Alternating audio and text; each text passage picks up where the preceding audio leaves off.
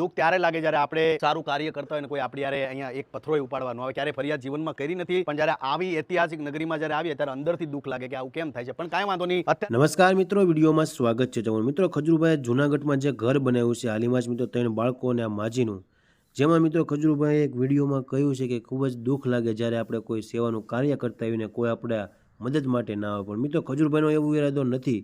ખજૂરભાઈનું એવું કહેવું છે કે આપણે એટલી મહેનત કરતા હોઈએ અને કોઈ ગામના લોકો જો આપણને સપોર્ટ કરવા ના આવે કે 1 થી 2 કલાક કોઈ ફ્રી ટાઈમમાં સેવા માટે ના આવે તો દુઃખ તો લાગે જ. મિત્રો તમને પણ મિત્રો તો તમારા સમાજમાં તમે સારું કાર્ય કરતા હોય ને કોઈ સપોર્ટ ના કરે તો તમને પણ અંદરથી દુઃખ લાગતું હોય છે મિત્રો, અંદરથી ગંદુ ફીલ થતું હોય છે કે હું કેવું સમાજ માટે કાર્ય કરી રહ્યો છે અને મને સમાજના લોકો જ સપોર્ટ નથી કર્યા. તો મિત્રો હું ઘણી બધી વાર મારા વિડીયોમાં કહેતો હોઉં છું કે તમારી આજુબાજુમાં જ્યાં પણ ખજૂરભાઈ આવે છે તો બની શકે તો 1 થી 2 કલાક મિત્રો તમારા ફ્રી ટાઈમમાં સેવા માટે જવું જોઈએ.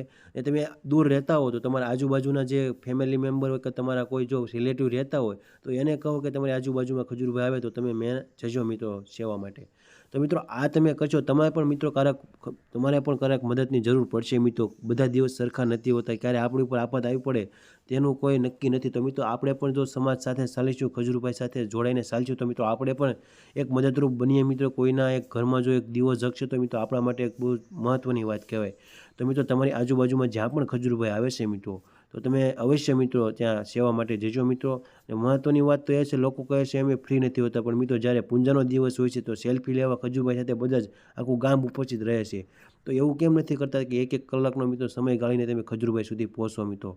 ખજૂરભાઈનો કોઈ એવો ઉદ્દેશ નથી કે તમે આવો જ તે, પણ તમે આવો તો આ ગરીબોનું કલ્યાણ થાય મિત્રો ને જલ્દી ગરીબોનું ઘર બની જાય. તો મિત્રો આ વિડીયો મેક્સિમમ WhatsApp ગ્રુપમાં શેર કરી દેજો જેથી બધા જ લોકો સુધી સાચી માહિતી પહોંચી રહે મિત્રો.